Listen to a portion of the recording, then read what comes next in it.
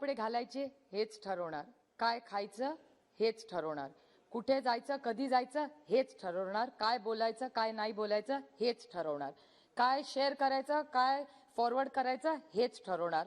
मग या हुकुमशाही म्हणायची तर आणीबाणीचा राग हे आमच्यावर काढणार, यांच्यावर टीका केली की राष्ट्रद्रोहाचा खटला टाकणार, लोकशाहीसाठी आंदोलन केलं तर आम्ही आंदोलन जीवी म्हणून हे आम्हाला हेटाळणार. लोक हो, आता तुम्ही काय करणार? श्वास कोंडलाय, अवस्था संकट आपल्या दारात येऊन वाट पाहणार. यावेळीच तुम्ही विरोध करणार का उभे राहणार याच्या विरोधात? Sir, I stand here and I ask for your indulgence just for 1 minute to talk something which is not related to the budget. The Honorable Finance Minister is a very dignified lady. I am a woman. We both have daughters and we are very proud. I'm sure she's very proud of her daughter and I'm also very proud of my daughter. So what has happened unfortunately in Karnataka, and my young friend I don't think is in the house right now from Karnataka, who spoke exceptionally well. I may have disagreement of views, but he did speak very well. I want to bring to the notice that there is a gentleman, can't call him gentleman, member of the MLA of BJP from Karnataka has today said, rapes increasing because of women's clothing. Sir, I repeat, rapes are increasing because of women's clothing. हिजाब पहने तो BJP को दिक्कत है, कपड़े दूसरे पहने तो भी उनको दिक्कत है. Moral policing भी करेंगे और thought policing भी करेंगे. I actually urge the honorable, because the honorable minister is elected from Karnataka, I would ask her for justice. I hope she will intervene. Whoever that MLA is, this must be condemned and I request this entire house. सबके घर में बीवी है, सबके घर में बच्चे हैं. We should not tolerate any such thing and unanimously this house must condemn. If any man is saying that women get raped because of their clothes, I think it's shameful, it's condemnable. We have daughters, we are very proud. Look at the example of our honorable finance minister. She wore a beautiful Sambhalwari sari on the day she gave the budget. How dignified she looked from that Orissa. It was a beautiful handloom sari. We all take pride in our Indian clothing. How does it matter? We don't judge each other on clothing. As a matter of fact, I want to compliment her because they were increasing handloom to 12% GST. She brought it down to 5%. I thank you on behalf of all the weavers of this country, which I am very proud of. We are very proud of our Indian traditions. But if any man in this country is going to demean women like this, we all in one voice, all the members must raise it and say no to this, sir.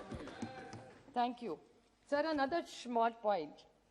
I think the young member is not there. I just want to put the record straight. He spoke very aggressively against dynasty, which is okay, he has every right in a democracy. I just want one small question to ask you. Who is Ravi Subramaniam? He's a BJP MLA from Karnataka.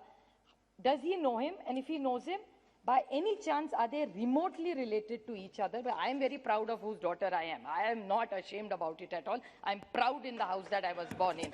But I want to ask him that what is his story. And I just one small anecdote. Pritam Munde, Poonam Mahajan, Hina Gavit, Raksha Khadse, Sujay Vikhe Patil, Jyotiraditya Scindia, who also is now a minister, sir, Piyush Goyal, Dharmendra Pradhan, all my very good friends. I am very proud of them. I am all part. Just the common thing I have with them, we were all born in political families and I am not ashamed to be born in a political family. I am very proud to be born to my parents. Just to come back to the budget, the fiscal, one more small point that the young man made, that he said that there were no businesses created pre-Modi ji era, post-Modi ji era. Just to remind him, he talked about Bangalore. Wipro, if I stand corrected, sir, is probably also in Bangalore. Infosys is a very large company in India, also happens to have some presence in Bangalore. I am very proud because we have them in our state. The big vaccine they talk about, sir, the vaccine company of Poonawalla, who this government has given an award to, I think Padma Vibhushan or Padma Bhushan he has got, that also company comes from my district. That man started from zero. He went to school with my father, so I know the entire background. So these are all companies. Wipro, Cipla, Infosys, Kirloskar, Ambani, Bajaj, Walchand Group, Kalyani, Firodias, Poonawalla, Doots are all companies in the last 50 years who have done and contributed. So please don't run down these families. They have contributed to wealth generation, not centric, but to everybody, and they have created wealth and they have created jobs and have influenced our lives. So let's not demean all these families who started from nothing. Now to come to the main points of the budget, sir. Sir, in the fiscal deficit, I still remember Arunji here. We used to very keenly hear. We were much younger members, very inexperienced. And we used to take points from all of them when they read the budget, be it Pranab Da, be it Chidambaram ji, after that Arunji. And there was this FRBM Act which Atalji's government had brought in. And Yashwant Sena, Atalji's government, right? Rudy ji, thank you. And I still remember, and a lot of times you all discuss, governance is about continuity. There are good things from this government which we are proud to take. And we are happy that we could continue them and deliver superior results for this nation. So when we did this FRBM Act, your government did, we continued it for 10 years, where 3% was decided that would be the fiscal deficit. So 6.9, I'll come to that, uncle. 6.9 is what she has agreed to come to now. Now, if it's from 3% raised to 6.9%, have we agreed? Because if it's a law which we have all continued, I'm not such a finance expert. So this 6.9 is what we have achieved as our fiscal deficit. So have we made those changes in Parliament when a land, and Arunji had committed to keeping at 3%. So just for my inexperience in finance and very limited knowledge of finance, I need to know, because this is connected to the 1 lakh crores which has been given to the states. So 1 lakh crore, I'm grateful to you for giving it to all the states. But I have a small question, since my knowledge on finance is not so good, sir, that if 3% of this fiscal deficit, will it be same thing applicable to the states when they borrow money? Because you have given this 1 lakh crores to the states. Now, most of these programs which will go through will be center-driven. Now, be it all Kendriya Yojanas, PMGSY, which again you have changed the thing. Now it's 60-40 we have.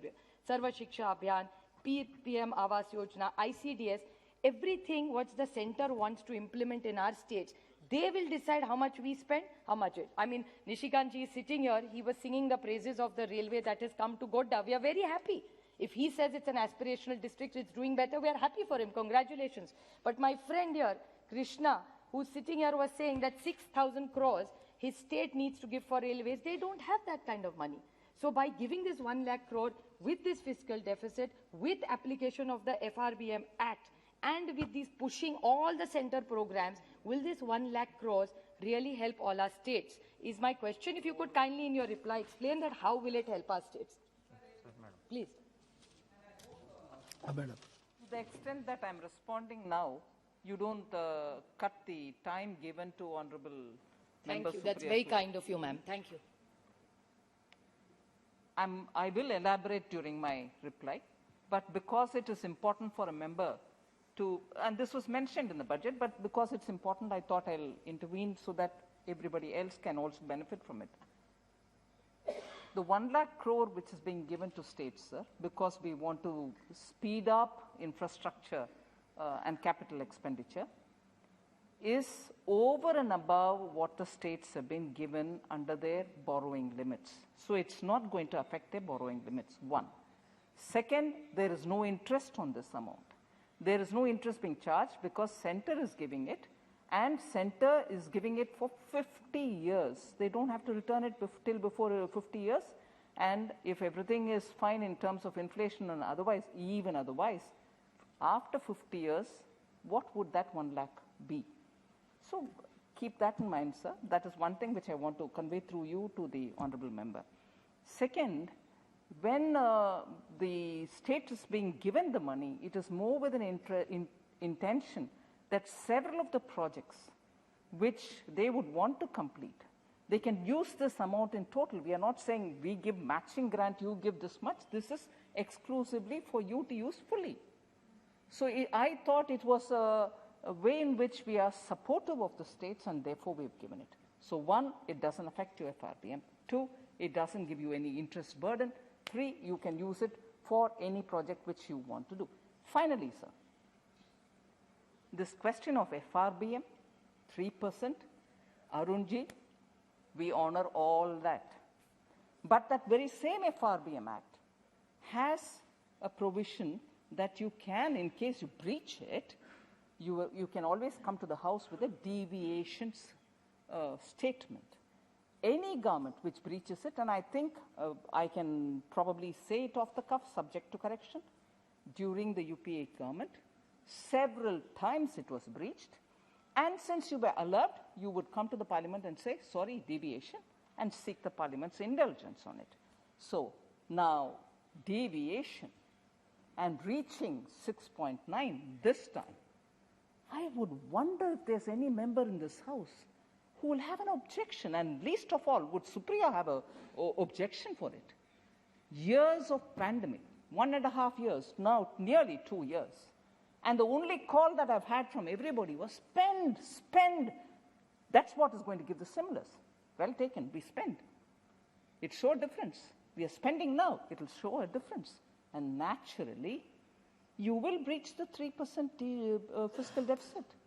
And therefore, we go to 6.9.